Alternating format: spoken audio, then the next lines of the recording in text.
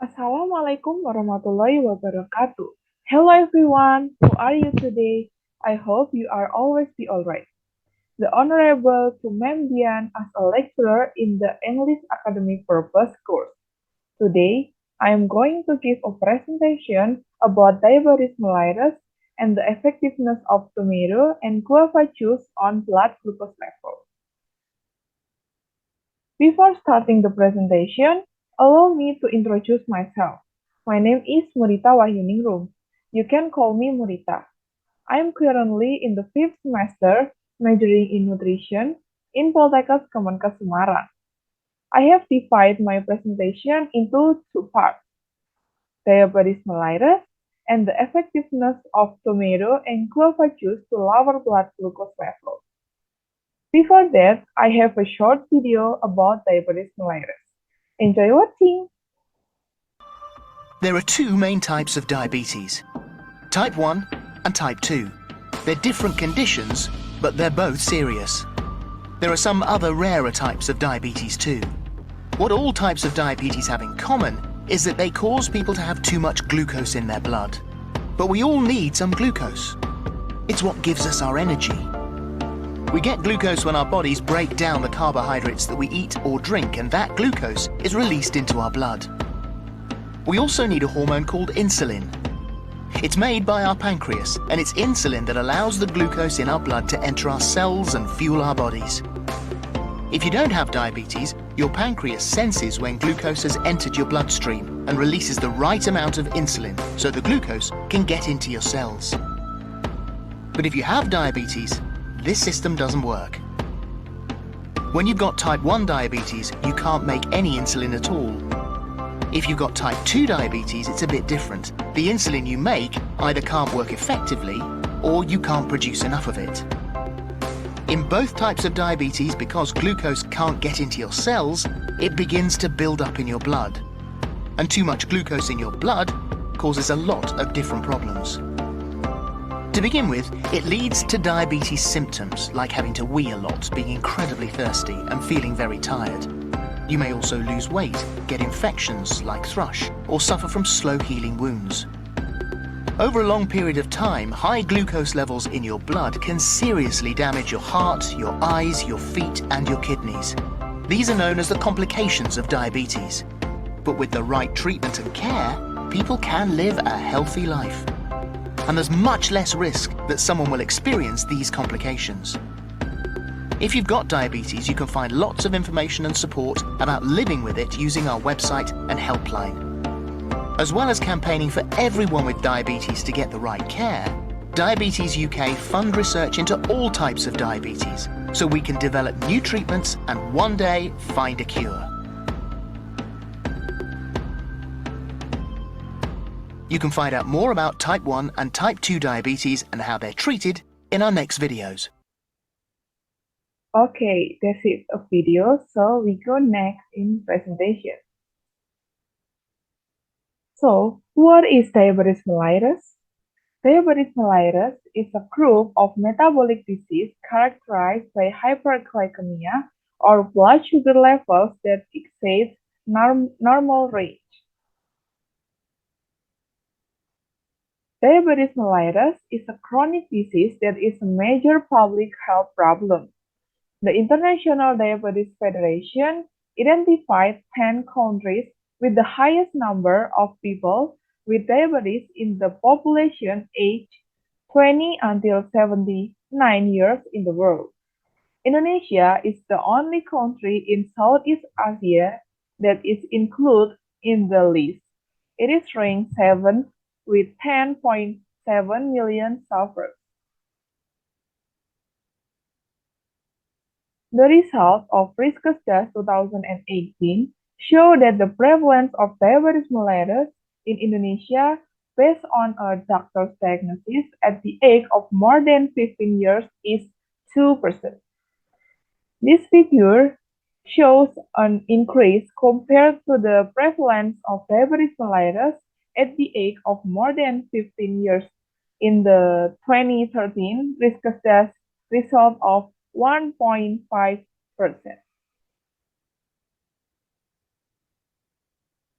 Diabetes mellitus is divided into three types, namely type 1 diabetes mellitus, type 2 diabetes mellitus, and gestational diabetes mellitus. Type 1 diabetes mellitus is caused by an increase in blood sugar levels due to damage to pancreatic beta cells, so that insulin production does not exist at all. Insulin is a hormone produced by the pancreas to digest sugar in the blood. Type 1 diabetes mellitus patients require insulin intake from outside the body. The second is type 2 diabetes mellitus. Type 2 diabetes mellitus is caused by high blood sugar due to a decrease in insulin secretion by the pancreas gland. And the last one is gestational diabetes mellitus. It's a diabetes diagnosed in the second or third trimester of pregnancy where diabetes was not present before pregnancy. Blood sugar levels will return to normal after delivery. Patients with the diabetes mellitus usually experience the classic complaints of polyuria or frequent urination, polydipsia or quick thirst, or drinking a lot, polyphagia or eating a lot, and unexplained weight loss. Enforcement of the diagnosis of diabetes mellitus is done by measuring blood sugar levels. The criteria for the diagnosis of diabetes mellitus include four things, namely, a fasting plasma glucose test is more than equal to 126 mg per deciliter. Fasting is a condition where there is no calorie intake for at least 8 hours. Second is plasma glucose examination is more than equal to 200 mg per deciliter 2 hours after the oral glucose tolerance test, with a glucose load of 75 grams. Third is examination of plasma glucose when it is more than 200 mg per deciliter with classic complaints. And the last one is HbA1c levels were more than equal to 6.5% using the method standardized by the National Glycohemoglobin Standardization Program. Diabetes mellitus has risk factors or precipitating factors that contribute to the incidence of the disease. Diabetes mellitus risk factors consist of modifiable and non-modifiable factors. Non-modifiable risk factors include race, ethnicity, age, gender, family history of diabetes mellitus, history of giving birth to a baby weighing more than 4,000 grams, and history of births with low birth weight or less than 2,500 grams.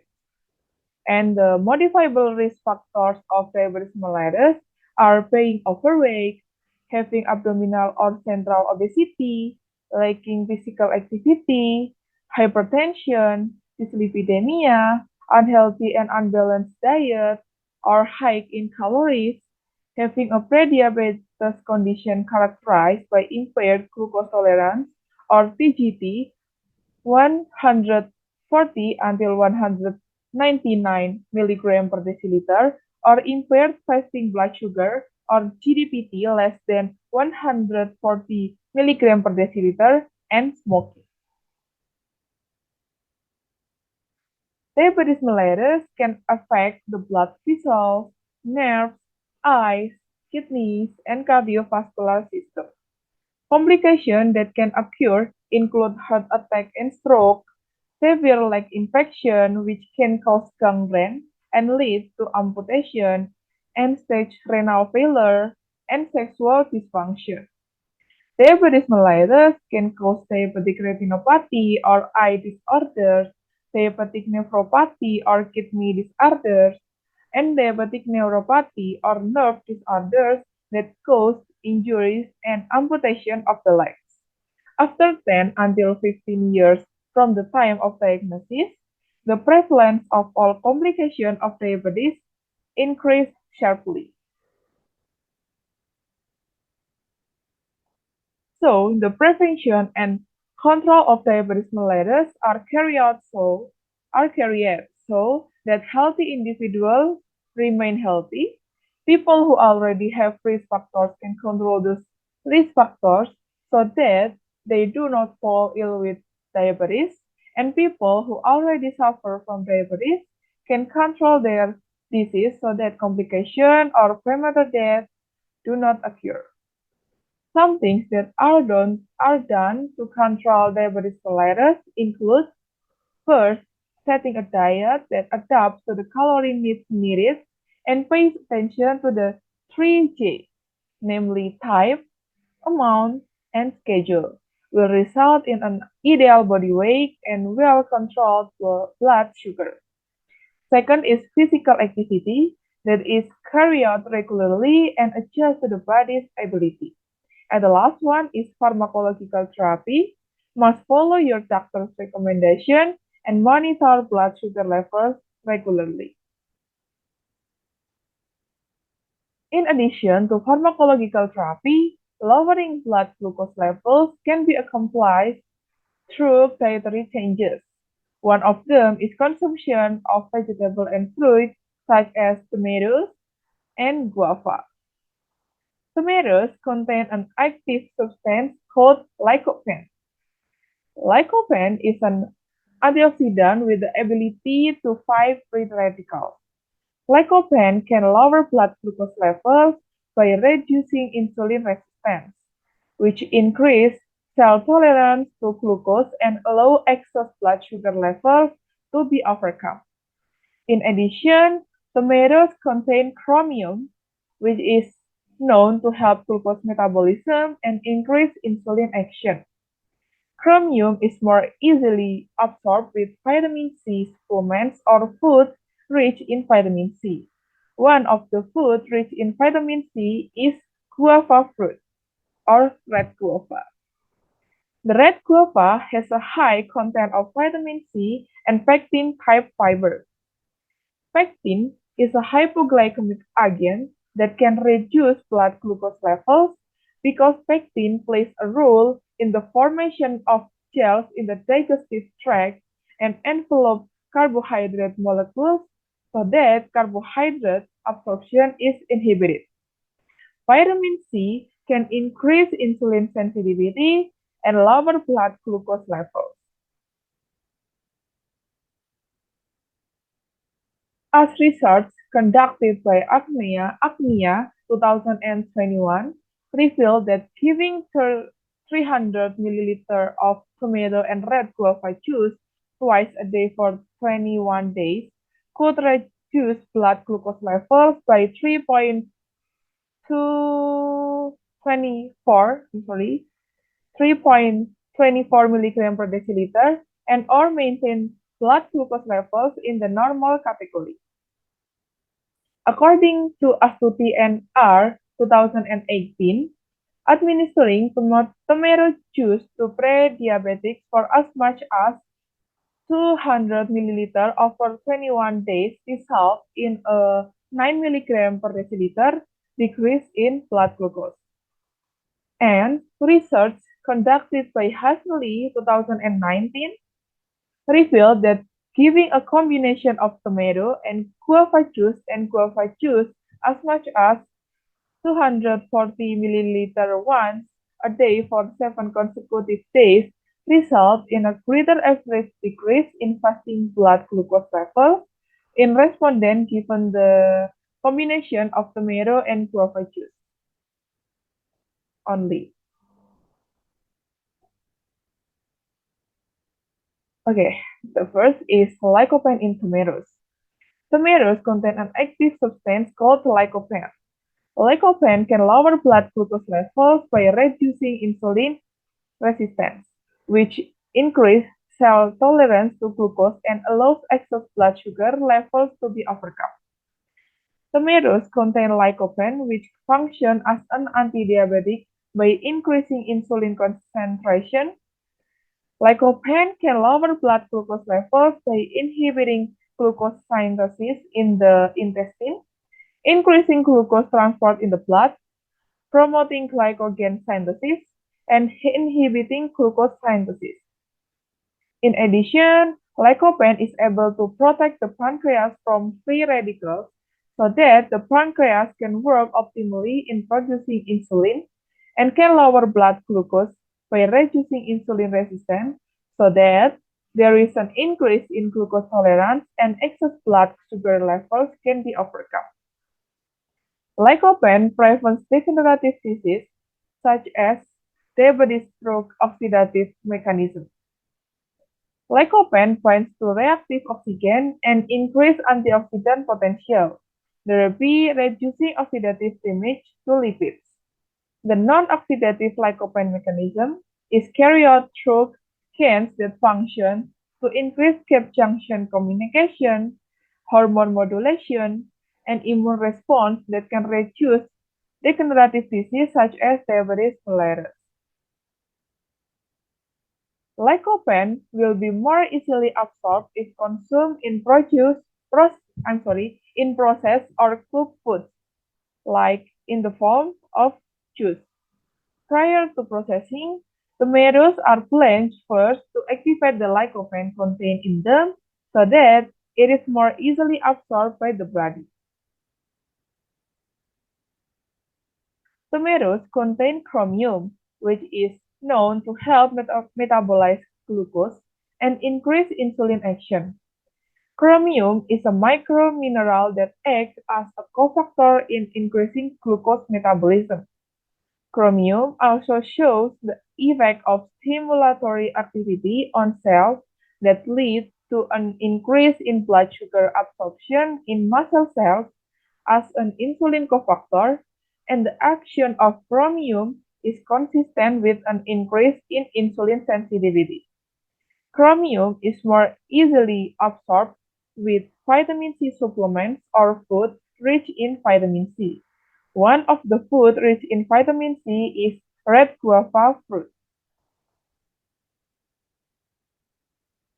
Red guava is high in vitamin C and pectin-type fiber. Pectin is a hypoglycemic agent that can lower blood glucose levels because pectin plays a role in the formation of gel in the gastrointestinal tract. This gel will slow gastric emptying and the movement of food through the upper gastrointestinal tract and inhibit the mixing of digestive tract contents with digestive enzymes, resulting in decreased absorption of nutrients in the proximal part. This inhibition affects the slow absorption of glucose, causing a decrease in blood glucose. Pectin is a compound that can bind carbohydrates so that it will inhibit their absorption and then be opened slowly. As a result of these absorption barriers, after eating, the sugar that enters the blood is reduced so that an increase in excessive blood sugar levels can be avoided. Vitamin C contained in red guava is higher than that in orange, which is 49 mg per 100 grams. Vitamin C can improve insulin sensitivity and lower blood glucose levels by reducing glucose toxicity, preventing a decrease in beta cell mass, and increasing insulin levels. These three mechanisms of vitamin C protect against organ damage in diabetes, where vitamin C acts as an antioxidant, inhibits intracellular sorbitol accumulation, and reduces protein glycosylation. Vitamin C plays a role in modulating the action of insulin in people suffering from diabetes and by decreasing blood glucose level. Vitamin C can inhibit the accumulation of sorbitol due to hyperglycemia through the polyol sorbitol pathway. Vitamin C acts as an inhibitor of the aldolase reductase enzyme, which converts glucose in cell into sorbitol so that it can reduce oxidative stress and improve endothelial function. Sorbitol accumulation in cells or tissue can result in damage or a change in function. So that's it, my presentation. I would like to conclude today's presentation by summarizing the information. Diabetes mellitus is a group of metabolic disease characterized by hyperglycemia or blood sugar levels that exceed normal limits. Diabetes mellitus is divided into three types: type 1 diabetes mellitus, type 2 diabetes mellitus, and gestational diabetes mellitus. The classic complaints experienced by patients with diabetes mellitus are polyuria, polydipsia, polyphagia, and unexplained weight loss. Diabetes risk factors consist of modifiable and non-modifiable factors. Prevention and control of diabetes mellitus are achieved by regulating diet, physical activity, and pharmacological therapy. One way to reduce blood glucose levels by utilizing local food ingredients is the consumption of tomato and red guava juice. Tomato and red guava juice can lower blood glucose levels, so they can be used as part of daily diet to control blood sugar within normal range. And it is some reference that I use for this presentation. So this is the end of my presentation. Thank you for your attention. If you have any question, you can write them in the comments below, and I would be delighted to answer them. I'm sorry if my pronunciation is still not good. Before I close my presentation, there is a quote from Robert Urich which says, "A healthy outside starts from the inside." That's it. That is all from me. Wassalamualaikum warahmatullahi wabarakatuh. Thank you. Stay safe and stay healthy. Bye-bye.